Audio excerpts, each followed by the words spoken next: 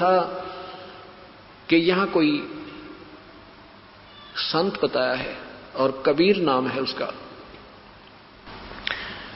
और वीरदेव सिंह ने कहा कि भगवान कुछ आहार करो, पूरी मेज के ऊपर खीर खांड पकवान बना के सब्जी सब्जी फल लगा रखे।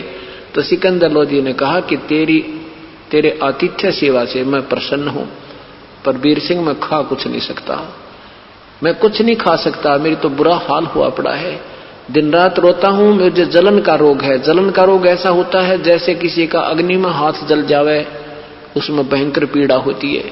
और वो दर्द ऐसा होता है कि जला दिखाई नहीं देता, लेकिन दर्द उतना ही होता है। अब वीरदेव सिंह बघेल ने कहा कि वो जो ही कहा कि वो कबीर नाम का कोई संत है, वो कैसा है आप तो जानते होगे। तो वीरदेव सिंह बघेल की आंखों में आंसू आ गए, कहने लगे अब आप ठीक ठिकाना आ गए राजन, और ये वही कबीर है जिसने वो गायें जीवित की थी। और हौसला बढ़ गया कि वही है, ये कहा वही है। भाई ठीक है, उसको बुला के ला। अब वो राजा, वो महाराजा वीरदेव सिंह राजा और सिकंदर लोधी महाराजा, राजा महाराजा के वचन को टाल नहीं सकता, पर विधिवत कहता है कि महाराज जी मैंने ऐसे सुना है संतों को बुलाया नहीं करते, स्वयं जाने से लाभ होता है। यदि हम उन्हें बुला भी लेंगे और वो आ भी जाएंगे आदेश से, रजा नहीं बख्शेंगे तो कोई काम नहीं बनेगा। सिकंदर लोधी बोला मत बुलाना, मैं ही चलता हूं। तो वीरदेव सिंह को पता था कि शाम के समय कबीर साहब श्री रामानंद जी अपने मुंह बल्ले गुरु जी के आश्रम में प्रतिदिन आते हैं, शाम के समय अवश्य आते, दिन में अपना कपड़ा बुनते हैं। तो वीरदेव सिंह बघेल और सिकंदर लोधी कुछ सैनिक साथ में बॉडीगार्ड, और वहां पहुंच गए। रामानंद जी के आश्रम के सामने जाकर खड़े हो गए, और वहां द्वारपाल पर बैठे सेवक से कहा वीरदेव सिंह बघेल ने, क्योंकि वो परिचित था वहां के नियमों से, वीर सिंह जी ने कहा कि भाई भगत जी रामानंद जी स्वामी जी से प्रार्थना करो, दिल्ली के बादशाह सिकंदर लोधी उनका दर्शन करना चाहते हैं। उन्होंने पूछा कि यहाँ कबीर साहब आ लिए या आने वाले हैं। तो सेवक ने कहा कि अभी आए नहीं है, आते अवश्य हैं, और उनका समय अब आने का हो ही गया है। तो सिकंदर लोधी ने कहा कि इंतजार कर लेते हैं आश्रम में बैठ कर, तब तक आ जाएंगे, फिर उनसे बात करेंगे। तो जो ही संदेशा अंदर रामानंद जी के पास गया, तो रामानंद जी परमेश्वर के से परिचित होने के उपरांत अन्य जाति वाले हिंदुओं को तो शिष्य बनाते थे, उनसे नफरत नहीं कर रहे थे, परंतु मुसलमानों से घृणा अब भी जारी थी और बहुत ज्यादा नफरत करते थे मुसलमानों से वो रामानंद जी ब्राह्मण। रामानंद जी ने कहा कि उसको कहो बाहर बैठा रहे, मैं इन मांस आहारी व्यक्तियों की शक्ल भी नहीं देखा करता, मेरे आश्रम में प्रवेश करना निषेध है।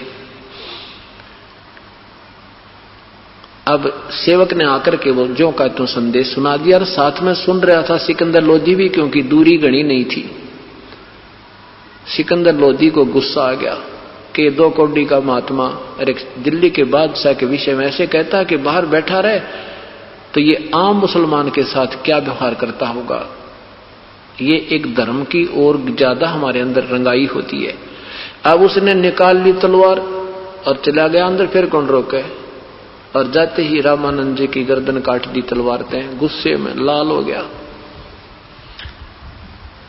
अब जब ये इन मन जो है एक बार बकवाद कर तो देता है, फिर बाद में पश्चाताप आत्मा बहुत करे। सिकंदर लोधी ने वो गलती कर तो दी, पर तुरंत याद आ गई, तो आया था अपना कष्ट निवारण करने, और ये तो और बढ़ा लिया। अब कबीर परमात्मा के गुरुदेव का, अब कबीर साहब के गुरुदेव की हिंसा हत्या कर दी, वो रजा बख्शे नहीं, और अब तो ठीक हो नहीं सकता। ये सोचकर वहां से चल पड़ा। कहने लगा वीर सिंह चल, मेरे भाग माड़े हैं, मैं बहुत कर्महीन इंसान हूं, आया था अपना कोई पुण्य, अपना कष्ट निवारण करने के लिए, अब संत की हत्या करके मैंने और पाप इकट्ठा कर लिया। ऐसे मेरे से दुष्कर्म ना चाहते भी हो रहे हैं वीर सिंह, मैं क्या करूं। अब वीर सिंह क्या बोल रहा है उस राजा के सामने, अच्छा जी जैसे आपकी आज्ञा। जो ही उस आश्रम से बाहर निकले, इतने में परमेश्वर कबीर साहब जी आते नजर आए।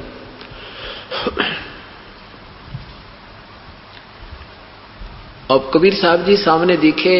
ओए होए, वीर सिंह जी ने दंडवत प्रणाम किया अपने भगवान के गुरुदेव के सामने मुकुट समेत। अब उधर से सिकंदर लोधी भी फंस रहा था।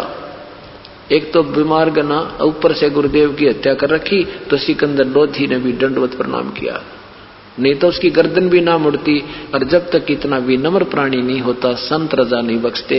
यह भी लीला मालिक की थी। उस पुण्यात्मा पर एक कृपा बख्शने का तरीका था कि सिकंदर लोधी इतना विनम्र नहीं हो सकता था अगर रामानंद जी की हिंसा वो नहीं हत्या नहीं करता।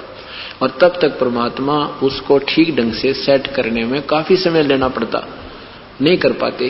तो ये तरीका मालिक का होता। कहते हैं सोचल छिद्र मैं करूं अपने जन के काज। परमात्मा हमें नहीं देखता ये हिंदू है या मुसलमान, वो तो यूं देखे मेरी आत्मा प्यारी कहाँ है, कौन से धर्म में, तो पीछे संस्कार थी या अब कोई अच्छी आत्मा है तब लग जा। उसने अपना जीव देखना है, आत्मा देखते। तो ज्यों ही वो दोनों ने प्रणाम किया, दोनों के सिर पर हाथ रखा आशीर्वाद का, हाथ उठाया भी नहीं था प्रभु ने, सिकंदर का रोग ठीक हो गया। रोग छू मंत्र हो गया, ऐसा स्वस्थ हो गया जैसे कभी बीमारी ठीक हो ना। अब चरणों में पड़े पड़े बहुत बुरी तरह रोने लगा। एक तो अपराध हो चुका था और एक ये देख लिया कि तू स्वस्थ हो गया और इनको अभी पता लगेगा कि इनके गुरुदेव की हत्या कर दी, ये रोग फिर तुझे लगेगा। इस उद्देश्य से और बुरी तरह सिकंदर बादशाह चरणों में गिरकर रो रहा है, गिड़गिड़ाने लगा, पर वो मुझे माफ कर दो, मैं महापापी हूं, हे खुदा की जात मुझे माफ कर दो, हे अल्लाह मुझे मेरे से गलती होगी। तंत्रियामी थे, पता था, फिर भी उसके मुख से कहलाना चाहते थे। कोई बात नहीं राजन, अक्षमा ही हो जाते हैं, प्रभु सबको अक्षमा करते हैं, कोई बात नहीं, संतों के पास तो सब महापाप भी दूर हो जाते। नहीं भगवान मैंने ऐसा पाप कर दिया, आप मुझे अक्षमा नहीं कर सकते। कहने का भाव है कि काफी देर ऐसे कहकर जब प्रभु ने कहा कि मैंने सारे माफ कर दिए भाई, तूने कुछ भी करा है ये मैं वचन करता हूं, तू माड़ा मन मत करे, मेरे से देखा नहीं जाता तेरा ये रोना। सिकंदर कहने लगा भगवान मैं ऐसे ऐसे दुखी था, सारी वह कहानी बताई और मैंने ऐसे प्रार्थना की थी आपके गुरुदेव से, उन्होंने मुझे अंदर आने को मना नहीं किया, ऐसी टोंट कस दिया कि मैं सहन नहीं कर सका। ये मेरी महागलती है मालिक, मैंने आपके गुरुदेव की हत्या कर दी। कबीर साहब बोले कोई बात नहीं, उनकी हत्या उनका जो संस्कार तेरे हाथ से ही था, यू पहले निर्धारित था, ये तो होना ही था, क्यों चिंता करता।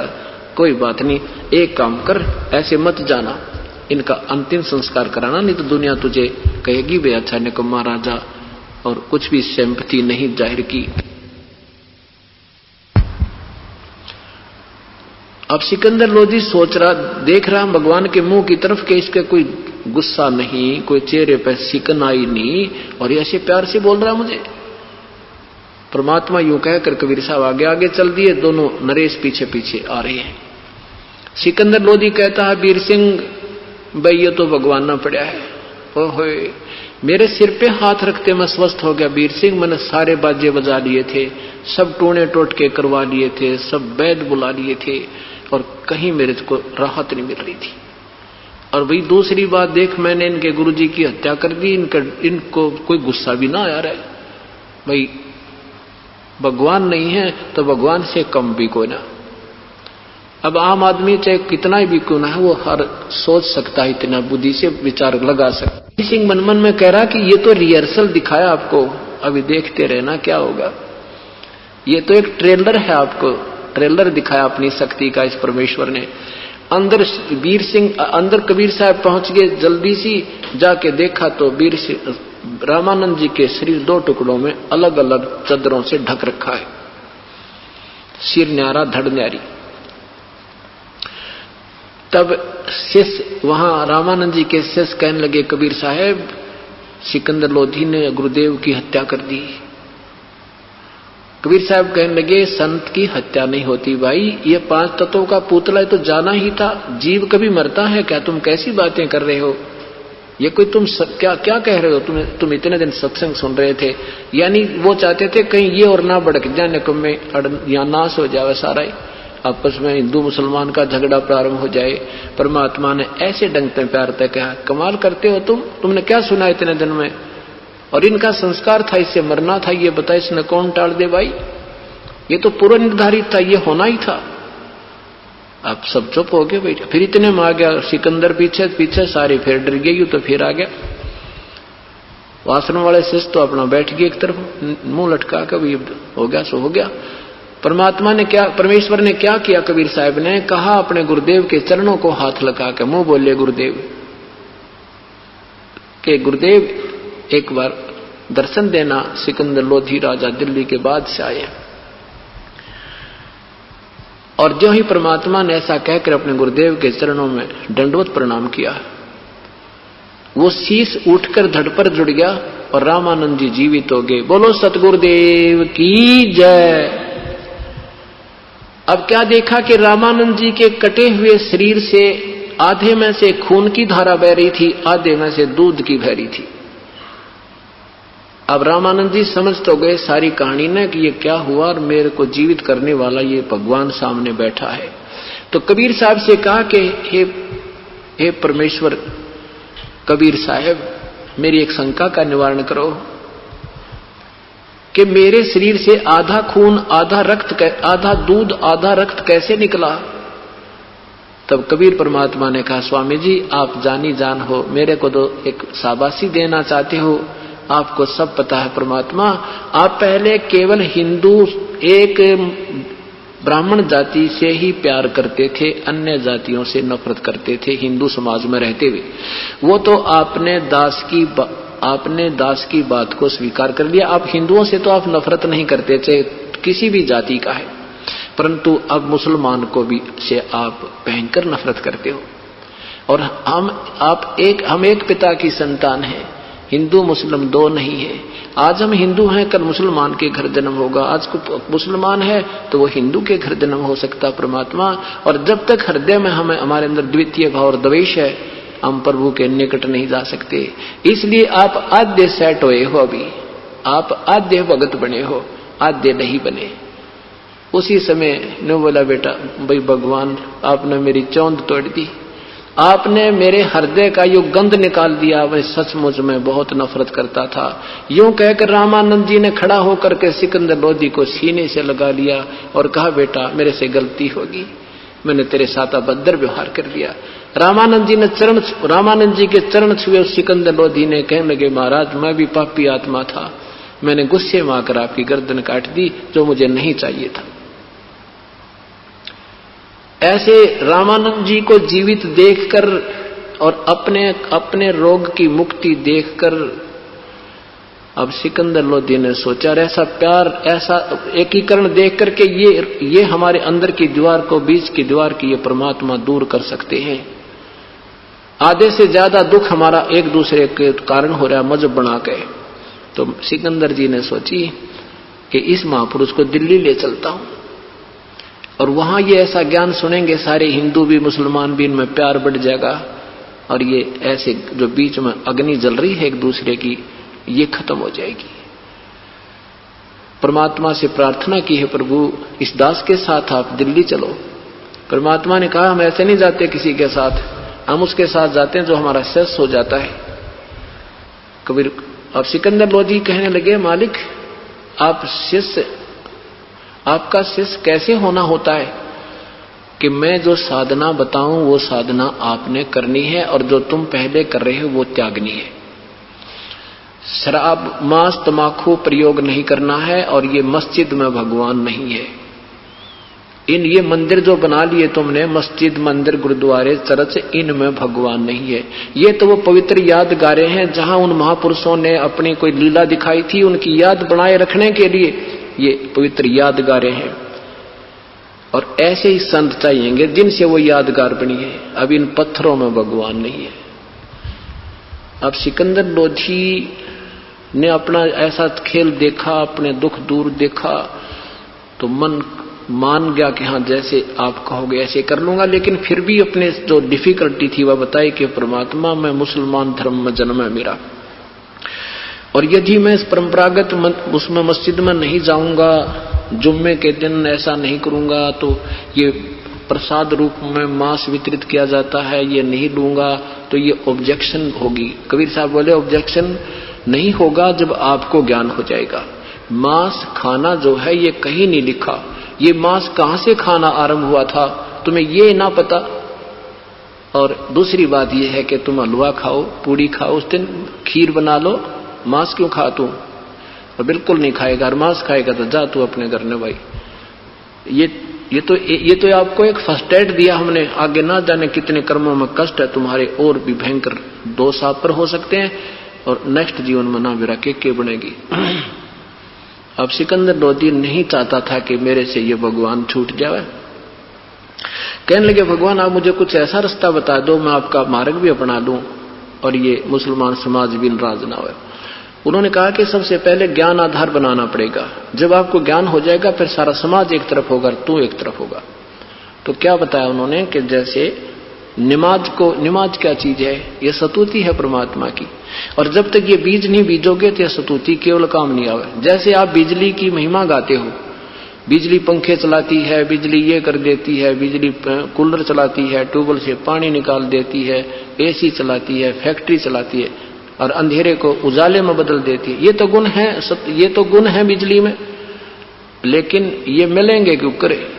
न्यू कहन मात्रता नहीं हो। जैसे माता के जागरण करते हैं तो शेरा वाली है, तो लट्टा वाली है, तो फलाने वाली है, तो ये कर देती है, वो कर तो देती है माता में। ये गुण है जो तुम रोज डोल पीटते हो, पर वो मिलेगी कैसे? वो देगी कैसे बिजली लाभ? वो माता लाभ कैसे देगी? उसका कनेक्शन लेना होगा विधिवत, और वहां अपना उसकी पूरी फॉर्मेलिटी करके कनेक्शन लो, फिर वो गुण गाओ से मत गाओ, उसके लाभ लिया करियो। गुण तो इसलिए याद दिलाए जाते हैं कि अन्य व्यक्ति भी समझ सके और हमें भी पता रहे, हम उसका विधिवत प्रयोग करें, उसके गुणों से परिचित रहे, कहीं एक्सीडेंट ना कर बैठे। इसलिए उसमें लिखी हुई हिदायत पढ़ लेना कोई पाप नहीं, अच्छी बात है, लेकिन उन्हीं को गाते रहें और नमाज करते रहे, उसके अनुसार एक क्रिया भी नहीं कर रहे हो तो वो क्या फायदा उस नमाज के करने का? अब सिकंदर लोधी समझदार तो था, मान गया जी बात तो आपकी ठीक है। उस नमाज ने तो घर कर ले, उसमें क्या नाम है, मस्जिद में कौन सी ज्यादा विशेष स्पेशल वहां पर सुनवाई होगी तुम्हारी भाई? तो वो कहने लगे महाराज जी जैसे आप कहोगे दास आपका ऐसे करेगा, मैं मांस नहीं खाऊंगा। परमात्मा ने कहा कि तू बंद करवा दे, तेरे क्षेत्र में मांस नहीं खाया जाएगा। सिकंदर ने कहा भगवान इतनी हिम्मत मेरी नहीं है कि मैं इनके लिए संघर्ष कर सकूं। हाँ तो आपका दास नहीं खाओगा, याद से प्रण करता हूं मैं। परमात्मा बोले ठीक है भाई तू मत खाना। उपदेश लिया कि आप जो कहोगे ऐसे साधना करूंगा, और वो बताए कि ऐसे कुरान शरीफ में ऐसे लिखा है, वो हजरत मोहम्मद को भी नहीं मिला, वो अल्लाह मैं हूं और मेरे पास वो मार्ग है। उपदेश ले लिया और परमात्मा को घर चलने के वहां राजी कर लिया दिल्ली लाने के लिए।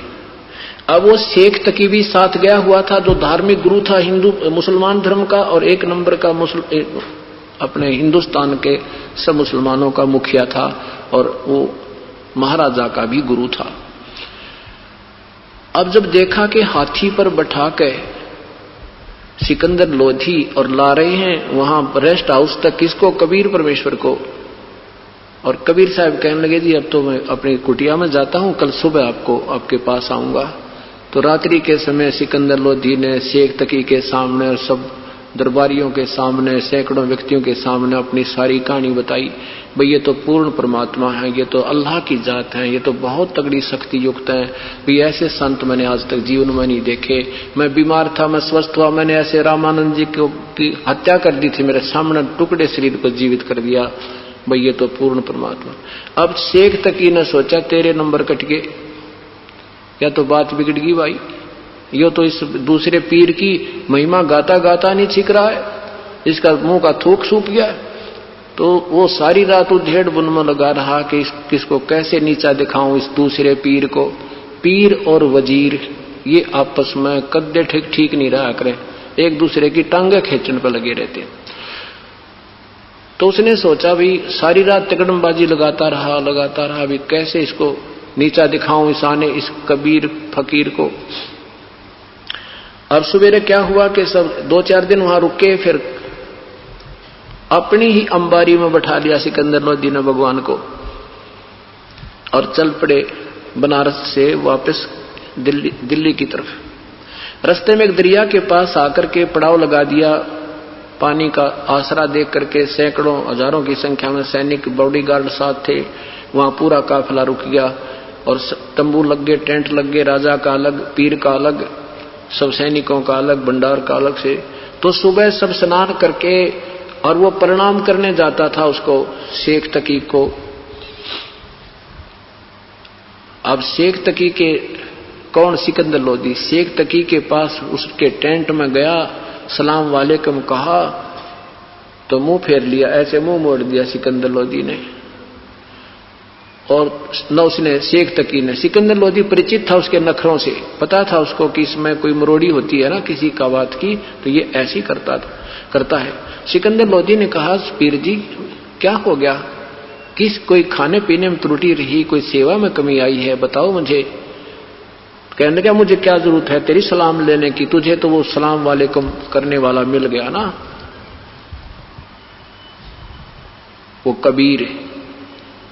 तू बहुत ही महिमा गा रहा था उसकी, ये तो काफिर है काफिर।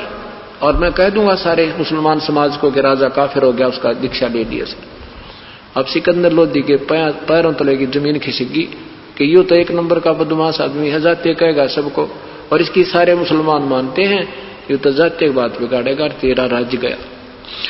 अब मुंह लटका कर वापस आ गया। फिर उसने कहा कि फिर क्या बात है पीर जी, आप कैसे प्रसन्न हो गए कि तू कह रहा था ना इसने वहां एक मुर्दा भी जीवित कर दिया है, मेरे सामने करवा के दिखा तब मानूंगा, मैं कह दूंगा सारे समाज को कि ये भगवान है, अल्लाह की जात है, नहीं तो मैं वहां जाकर के सब बता दूंगा ये ढोंगी है और राजा को बहका दिया है, राजा हिंदू हो गया है, काफिर हो गया। अब सिकंदर लोदी दो पाटों के बीच फंस गया। परमात्मा ने छोड़ा कैसे? क्योंकि ऐसा उपकार कर रखा और वो वहां का उसने वो राज छूटे ना, शेख तकी राज का मालिक, क्योंकि मुसलमानों से ही राज उसको था, वो सारे उल्टे हो गए तो वो राज समाप्त हो जाना था।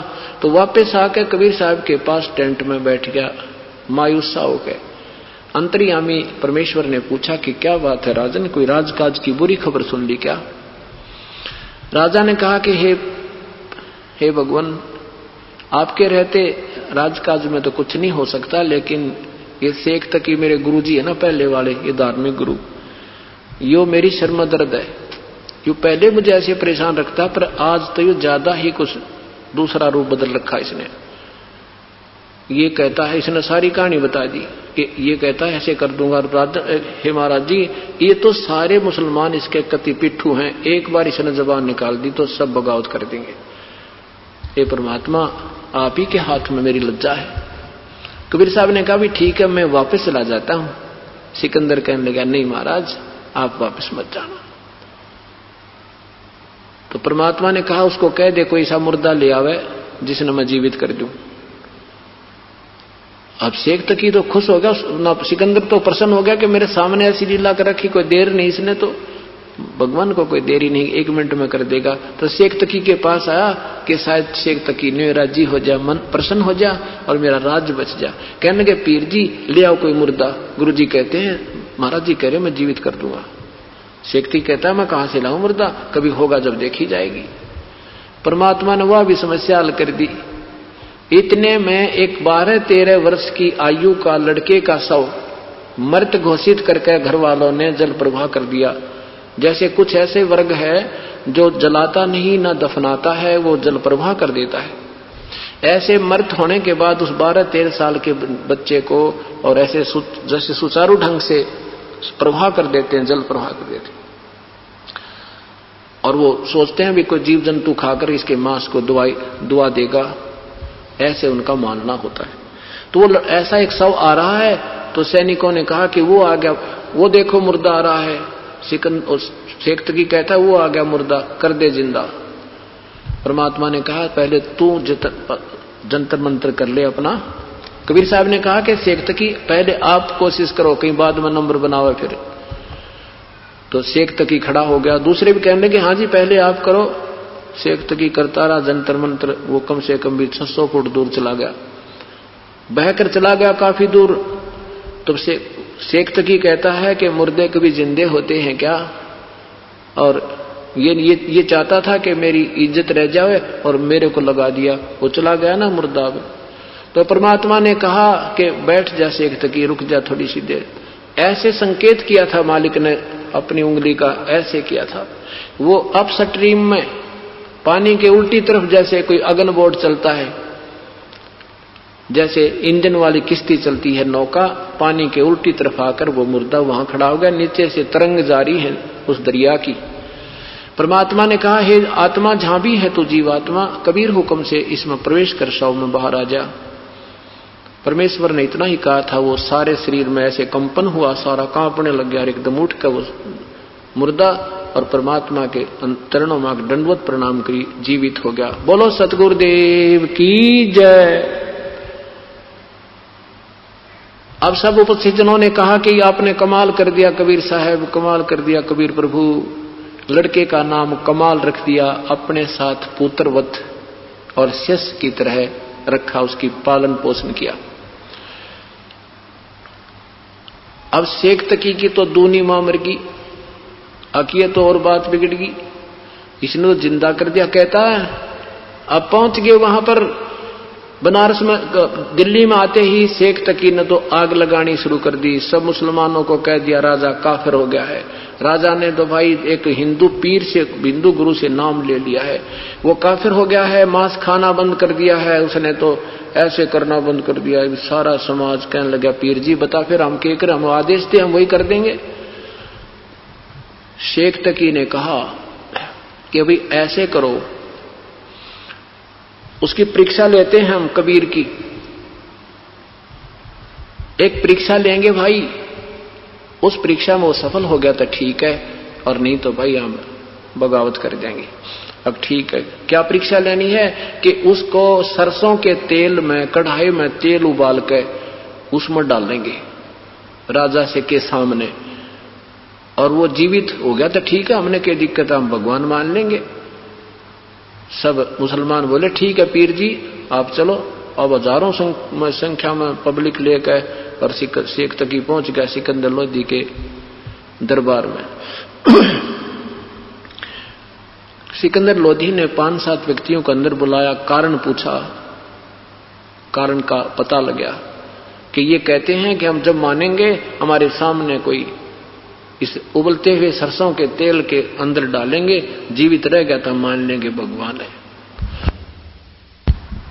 अब सिकंदर लोधी ने सोचा देखे भगवान लाया था अपने मालिक को यहां पर सुख देने के लिए, कुछ दिन मेरे दरबार में रहेंगे, विश्राम करेंगे, सत ज्ञान देंगे, और ये तो पीछे पड़ गया निकम्मा। अब क्या करे, पब्लिक के सामने राजा कति विवश हो जाता है। अब राजा जाकर के परमात्मा जिस कमरे में राजभवन में रुके हुए थे एकांत में, वहां जाकर बैठ गए, मुंह लटका के चरणों में शीश रख के। अंतर्यामी परमेश्वर ने पूछा क्या कारण है राजा? सिकंदर ने सारी कथा सुना दी। भगवान यो शेख तकी मन जीर्ण को दे, ये परमात्मा में लाया था आपको सेवा करने के लिए, मैं आपको कष्ट पे कष्ट दे रहा हूं। परमात्मा बोला बेटा कोई कष्ट नहीं मुझे, हो सकता है इस नाड़ी की न्योय चौंध टूट जा, हो सकता है इसका न्योय समझ में आ जाए, इसने कह दे कि अभी अपना कढ़ाई कर ले तैयार उबाल कर तेल ना की को तो संकेत ही बहुत था। सिकंदर लोधी ने कहा कि ठीक है अभी महाराज जी कह रहे हैं आप उबाल लो तेल कढ़ाई में। अब तेल इसे मोटे मोटे लकड़ लाकर इतना ऊंचा चूल्हा बनाकर पूरा कढ़ाई धर दिया, सरसों का तेल उसमें डालकर उबाल दिया, नो जैसे चाशनी होया कर जलेबी तारती आना। अब उसने तो ईर्ष्यावश कि इतना कर दो, इसका नो बिना बिरा पड़ा टेम्परेचर कितना फ़ारेनहाइट हो गया। अब कहने लगे लाओ उसको पकड़कर उठाकर डाल दो इसके अंदर कढ़ाई में। कबीर साहब बोले भाई ये दुख भी मैं नहीं दूंगा आपको, ये कष्ट भी आपको नहीं दूंगा, मैं आप ही बैठ जाता हूं। परमात्मा आके और उस उबलते सरसों के तेल के कढ़ाई में बैठ गए। अब कढ़ाई में बैठ गए, ऐसे बैठे जैसे बिल्कुल शीतल जल में बैठे और वो तेल में उबल रहा।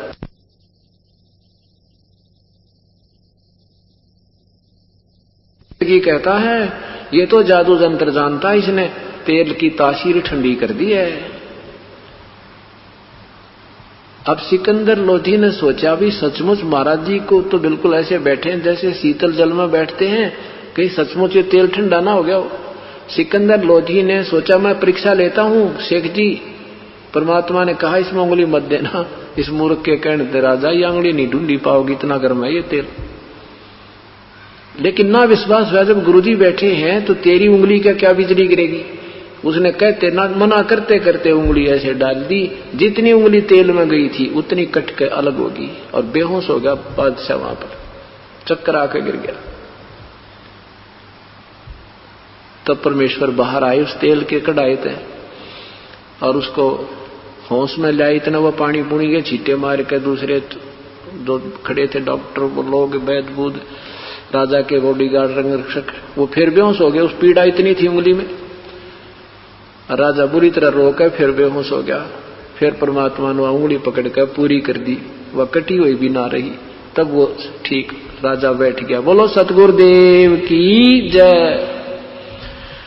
अब शेख हकीकत फिर गढ़ो पानी पड़ गया। भैया तो बहुत बात बिगड़ गई, इसकी दूनी महिमा होगी। और इस तरह की लीला देखकर हजारों व्यक्तियों ने नाम लिया कबीर परमात्मा का। हिंदू और मुसलमान दोनों से हो गए कि भगवान आ रहे, और वही हमें तो भगवान चाहिए, अपना अल्लाह चाहिए।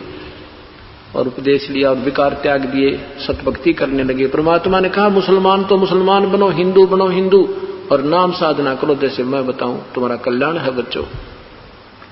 हिंदू वही है जो बीड़ी शराब मांस तंबाकू जिंदगी भर नहीं छुए, एक दूसरे ने दुखी नहीं करे, किसी की आत्मा कायल ना करे। वही मुसलमान है जो मांस तंबाकू बीड़ी शराब का हाथ ना लावे और ओछी साधना नहीं करे, किसी की आत्मा नहीं दुखाओ, मुसलमान है। नहीं तो वो बंदा धार्मिक नहीं है।